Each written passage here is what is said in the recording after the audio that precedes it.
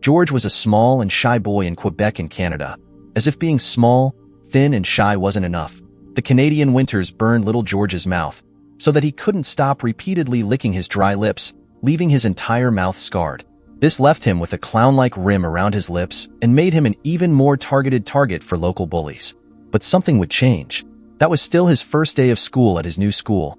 George woke up early with a mixture of nervousness and excitement bubbling inside him. Despite the painful experiences he had in the past, he was determined to start the year with a positive mindset and an open heart for new opportunities. Wearing his backpack on his back and adjusting his shirt carefully, George looked at himself in the mirror with an anxious smile. He knew that the first day of school could be a chance for a fresh start, a chance to make new friends and create happy memories. Going downstairs, George found his parents in the kitchen, having breakfast. Their faces were full of pride and encouragement when they saw him.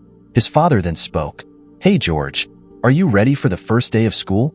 George nodded enthusiastically, his eyes shining with expectation. "Yes, I'm ready. I can't wait to see my friends and meet my new class."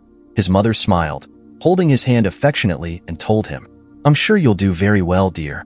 Just be yourself and everything will work out." With his parents' words of encouragement echoing in his mind, George set off for school with a confident step. As he walked, the cold morning wind beat on his face, infusing him with a sense of optimism and new possibilities. But the trust did not last long. As soon as the school bus stopped in front of his house and he got on, the torment began. One of the boys, the eldest of them, Tony, sitting in the back, soon got into trouble with little George and made some jibes when he came up, but the little boy didn't seem to care much about it and chose a place in front, so that he wouldn't have to hear anything else, and that was enough. At least for that first moment the boy left him alone. Upon arriving at school, George felt butterflies in his stomach as he blended into the crowd of excited students who gathered in the courtyard. He greeted some colleagues with a friendly smile.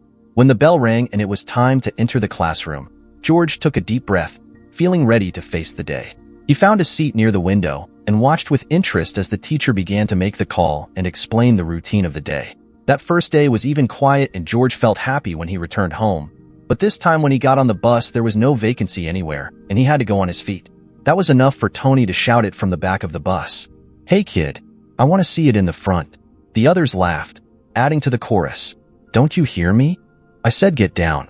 George remained motionless, too nervous to confront him, and also too nervous to move from there. As the bus made its way through the neighborhood, the jeering seemed to have finally ended, and he was already breathing a sigh of relief when he felt his pants being pulled down and lots of laughter throughout the bus. When he went to see who it was, he was pushed forward and fell on his face on the ground, turning red not only from shame but also in pain. "I told you to put it down. It was your fault," said Tony, returning to his seat. And that was only the beginning of the torment to come. George returned home after the first day of school, but the excited smile that had adorned his face hours earlier had completely disappeared, being replaced by a gloomy, dejected expression. He closed the door silently behind him, his shuffling footsteps echoing down the empty hallway as he walked toward his room. "Son, is everything all right?" asked his mother, without getting an answer. Upon entering his private sanctuary, George dropped his heavy backpack to the floor with a resigned sigh. He threw himself on the bed, covering his face with his hands, trying to restrain the emotions bubbling inside him. The sense of isolation and inadequacy that he had tried to ignore during the day now enveloped him like a dark fog. He felt lost, as if he didn't belong there, as if he didn't belong anywhere. No sound escaped George's lips as he struggled with his conflicting feelings. He desperately wanted to vent, to share his anguish with his family, but a part of him hesitated, afraid of being seen as weak or unable to cope with life's adversities. Instead, George remained silent, swallowing his feelings and keeping his hurt locked inside himself. He knew he would eventually have to face his inner demons, but for now, he simply allowed himself to sink into the darkness of his own world, where his doubts and fears surrounded him like hungry shadows. Meanwhile, downstairs, the noises of everyday life continued unabated, oblivious to the emotional storm unfolding in George's room. And there, in the lonely silence, he braved the night, waiting for a ray of light to illuminate the path ahead. The next day, he said he felt bad. He was sick. A way of trying not to have to face those kids, and maybe if he didn't show up they would soon forget about him. That first day it worked, and he did not have to go to school, feeling relieved. But in the days that followed he had no more excuses, and in this way, after 2 days he had to return to school. Hoping they had already forgotten, he got on the bus. but soon Tony's unmistakable voice echoed from the back of the bus. "Look if it's not the boy without pants," he shouted amid the laughter. And if that wasn't enough, those older kids soon began to harass him not only on the bus to and from school, but also in the yard during recess. And so, from that, every day at school became a real hell for little George. Instead of listening to his teachers and learning in the classroom, George spent all of his class time planning how to escape the schoolyard and return home safely. His grades were terrible. His anguish was enormous. And everything got worse when the Canadian winter was coming. The icy winds burned little George's mouth, so that he could not stop repeatedly licking his dry lips, leaving his entire mouth scarred. This left him with a clown's edge around his lips and made him an even more targeted target for the local aggressors who made several jokes about his appearance. It was a very great torment, and with each return home, he seemed more and more silent and distant. He felt small and insignificant, as if he was not able to fit into the world around him. The cruel words of the bullies echoed in his mind, endlessly repeating themselves, like a constant echo of his own insecurities. Why did they choose you as a target? What had he done to deserve such cruelty? These questions echoed in his mind, fueling his doubts and fueling his sense of despair. George wondered if something was wrong with him, if he was different in some way that made him an easy target for others. He looked at himself in the mirror, searching for answers in the features of his face, but all he saw was a distorted reflection of his own anguish. He wondered if he would ever be able to find his place in the world, if he would ever find friends who would accept him as he was. The loneliness that enveloped him like a heavy blanket seemed suffocating, preventing him from breathing easily. George wished he could share his pain with someone, wished he could find comfort in the arms of his family. But fear of judgment and rejection kept him locked in his own world of silent suffering. Deep in his heart, George longed for a ray of hope, a sign that things would get better, that he was not alone in his struggle. But for now, he allowed himself to sink into the darkness of his own thoughts, hoping for a day when light would finally shine on his way. But all the emotional torment he suffered at only 9 years old was giving way to physical punishment. One day, just after getting off the bus, he was caught by Tony and 2 other children 3 years older than him. Before he could get to the school gates, they grabbed him, stripped him of his favorite pants, grabbed his lunch money, and dumped him in the middle of the snowy sidewalk, leaving him physically and emotionally bruised. And as time went by, George locked himself more and more in his own world. And if he had believed that one day it would end, now he no longer believed it and had accepted that he would be tormented for life. One day, after another painful episode at school, George came home with his shoulders hunched and his eyes filled with sadness. He headed for his room, closing the door behind him with a heavy sigh. His father, worried, knocked gently on the door and entered. "George, how are you feeling?" George looked at his father, his red eyes showing the pain he was facing. But he still didn't feel ready to confess all that. "George, I am your father. You're that something is not right. But son, you need to tell me. You need to trust me." It was at this moment that the little boy collapsed and cried copiously. After years of keeping his torment a secret, he finally opened up to his father about what was going on. "I'm tired of it. Every day is a struggle at school, and I don't know what else to do. They torment me, Father. They mock me. They rob me and disturb me. I can't take it anymore." He screamed, and his father, faced with that, held back tears.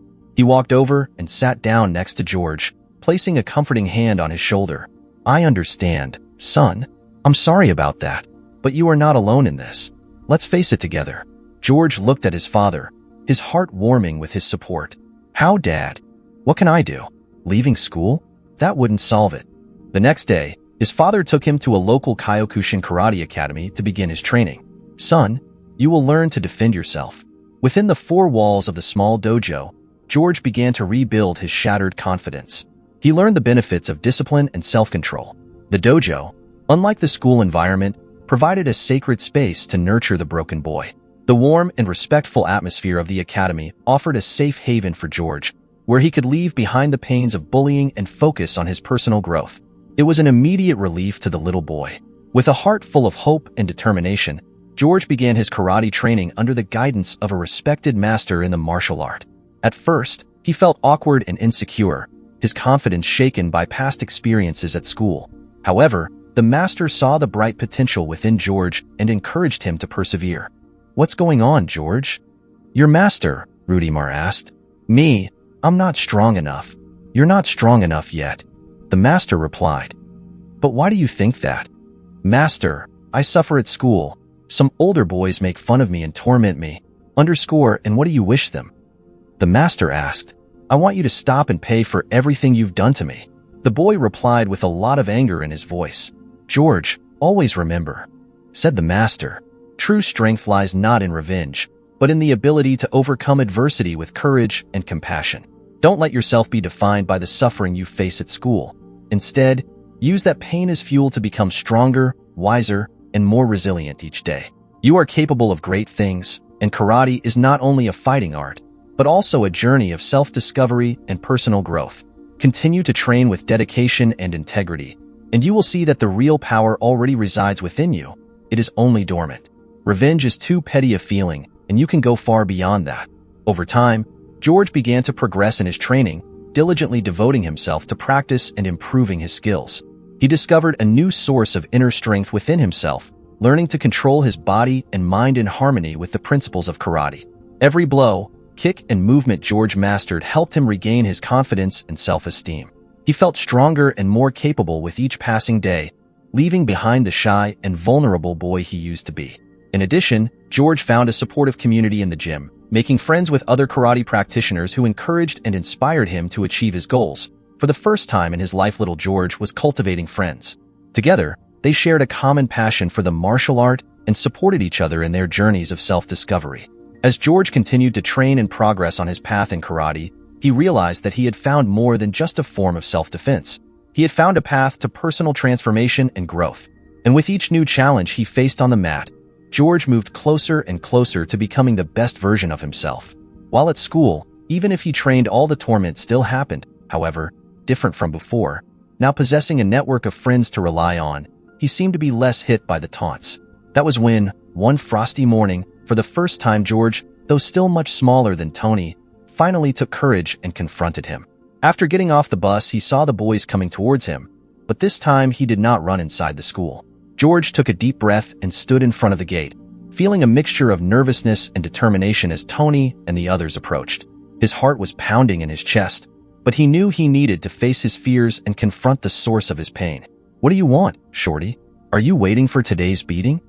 Tony asked, while the others laughed. George stepped forward, keeping his gaze steady on Tony. I want you to stop this, he said, his voice trembling slightly. I will no longer be the target of your jokes. Tony seemed surprised by the sincerity of George's words, but he just let out a mocking laugh, his fist clenching tightly at his side. Do you think you can tell me what to do, Shorty? He growled, advancing menacingly towards George. George backed away instinctively, but stood his ground, the determined look on his face. I don't want to fight you, Tony, he said, his words sounding more like an appeal than a demand. I just want you to leave me alone. Tony paused for a moment, seeming to consider George's words. But then, with a growl of frustration, he raised his fist and threw a punch in George's direction. George barely had time to react, the blow hitting him squarely in the face. He fell to his knees, pain exploding in his head as he struggled to get up. As Tony walked away, George tasted blood in his mouth and tears of frustration and pain bubbled in his eyes.